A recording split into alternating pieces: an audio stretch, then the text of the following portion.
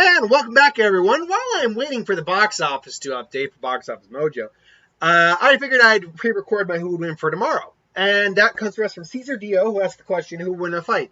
Shoto Todoroki versus Lucy from Elfen Lied. Lucy is known as what's known as I believe it's the Diconicus. Not a humanoid-looking entity, but they're not human. They have what are known as vectors. These invisible hands that are made of telekinetic energy that can basically act independently of them. Lucy is extremely powerful with hers. I believe she actually blew up an island with her vectors at one point, and she can summon God knows multiple of them. They are capable of deflecting bullets, causing massive explosions when moving super fast and heating up like the friction of the atmosphere and stuff like that. Moving super fast, they are capable of just slicing and tearing people apart. They are very dangerous and very powerful.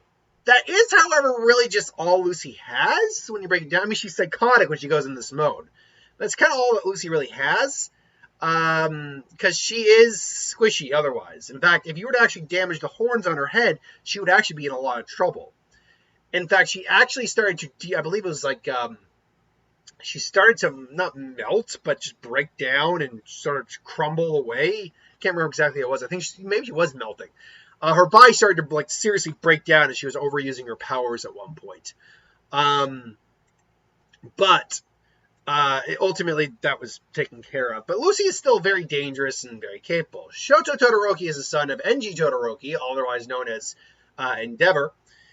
And his ability is hot and cold. His right side controls ice. His left side controls fire. And he is a very capable individual. He's capable of doing insane amounts of firepower to the point where he's able to almost able to replicate his dad's prominence burn or whatever it was that allowed him to basically just straight out incinerate someone. His ice is capable of actually freezing an individual straight to the bone and just shattering them. If it wasn't for that Nomu's regenerative capability in the UA invasion arc, they would have lost that Nomu hard. In terms of unique abilities his quirk allows, though, he does have. I mean, he's got the flash fire first, which is basically Endeavor's signature technique.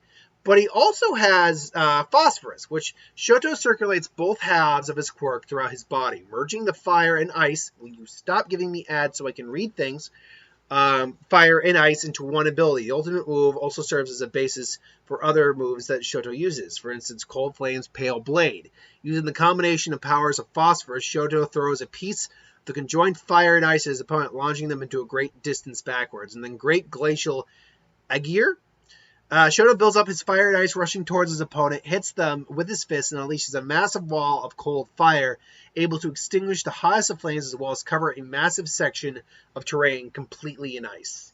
So it's a very unique ability, combining fire and ice, because those are two. You want to talk about combining two polar opposites. Ice is even more opposite than water is to fire. This is just due to one is sheer hot, one is sheer cold. So the fact that he's been able to combine them together into a technique that's not just steam is very impressive indeed. Shoto's also got a good tactical head on his shoulders. Like, he knows how to strategize. He knows how to plan out if he needs to. He's also got strong endurance and physical capabilities, all things considered, especially since his quirk is not a physical quirk. So, yeah, his only catch is he will have a tendency to overheat or start to freeze, like literally start to shiver if he overuses one or the other. That's why he has to heat up and cool down using both. The question here is this going to be a beatdown one way or the other? Because it doesn't matter how much firepower Shoto throws out at Lucy. It's going to be a matter of if he can get through her vectors and if he's even aware of her vectors. Because there could be a scenario where she just straight out kills him. Straight out. Because he just can't sense these things. This isn't like Deku, who because of danger sense actually could sense the vectors and get out of the way, and then there could be a legitimate fight happening. This is the question. Shoto's got a good battle sense, sure, but is he just going to be like, oh, don't say I didn't warn you. Maybe he launches one blast of fire, and then his head just gets taken clean off. So And I say that in a world where there are individuals who clearly are durable enough to not just be ripped apart by the Vectors. Clearly. Like, the Vectors would not just rip All Might apart. They would not happen. Or All For One, or Shigaraki, or even Deku, probably. But because even though he's in good physical shape, that's not his quirk. Shoto probably is no more squishy than or no more durable than any of the guys who are like soldiers who try to stop her that were in shape. And he's only a kid. He's still got some developing to do. So he's probably not even in that great a shape comparatively. There is a scenario, though, here, I think, where if Shoto fires first with his fire, he could see the Vectors in the flames and actually be able to avoid them. He'd actually probably use his fire abilities to make sure that he can see the Vectors. Or use his ice to actually freeze the Vectors in place. Now, the Vectors can probably get out of the ice, but still. And he's more likely to approach using ice first than fire. It's just his natural reflex. So if he attacks and, the Vectors come out and he actually sees that he freezes them with the Vectors, okay, he's like, okay, what is that? And, it comes at him and now he just uses the fire, he can't burn, the Vector doesn't feel any pain, but he can see it, so he gets out of the way. And now he's actually able to maybe keep away, firing ice, fire, just so he can keep an eye on these things.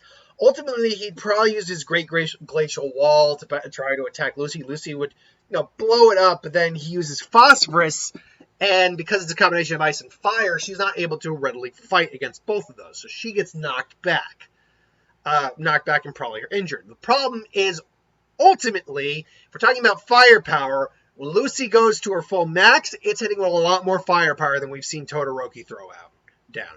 She blew up an island. And we've seen very few people in My Hero Academia express that kind of power.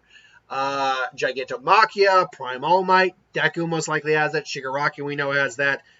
Apart from that, there are very few people in My Hero Academia. That level of power is very rare in My Hero Academia, to be able to blow up an island. Building, that's a lot more common.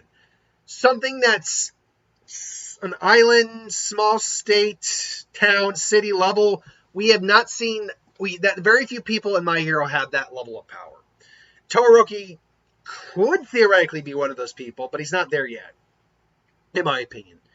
So, yeah, I would say Todoroki might be able to keep up for a while, but Lucy ultimately just has more raw power, and he doesn't have anything to really do anything against those Vectors. Like, he can't destroy those things. He doesn't have the ability to do that.